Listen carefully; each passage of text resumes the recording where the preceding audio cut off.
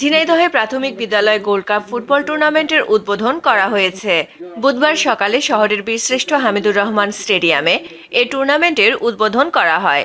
শুরুতে জাতীয় সঙ্গীতের মাধ্যমে জাতীয় পতাকা ও ক্রীড়া পতাকা উত্তোলন করা হয়। পরে বেলুন উড়িয়ে টুর্নামেন্টের উদ্বোধন করেন জেলা প্রশাসক মোহাম্মদ আব্দুল আওয়াল ও পুলিশ সুপার মোহাম্মদ মঞ্জুর মোর্শেদ।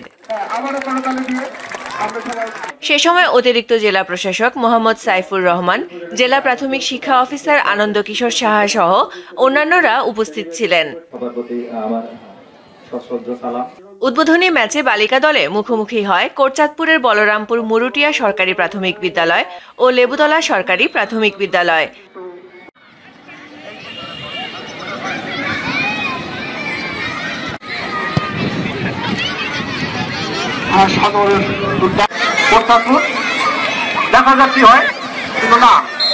আর বালক দলে প্রতিদ্বন্দ্বিতা করে সদর উপজেলার বড় কামারকুণ্ডু সরকারি প্রাথমিক বিদ্যালয় ও কোটচাঁদপুরের বলুহর সরকারি প্রাথমিক বিদ্যালয়। দিনভর খেলা উপভোগ করেন বিভিন্ন বিদ্যালয়ের শিক্ষক, শিক্ষার্থী ও অভিভাবকরা। আয়োজকরা জানায়, বুধবার থেকে শুরু হওয়া এই টুর্নামেন্টের ফাইনাল খেলা অনুষ্ঠিত হবে আগামী 11 জানুয়ারি। টুর্নামেন্টে জেলার 6 উপজেলার 12টি দল অংশগ্রহণ করবে।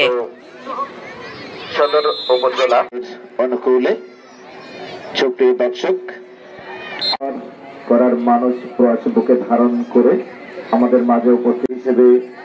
মাঝে উপস্থিত আছেন জনাব মোহাম্মদ, উপস্থিত আছেন আমাদের মাঝে জনাব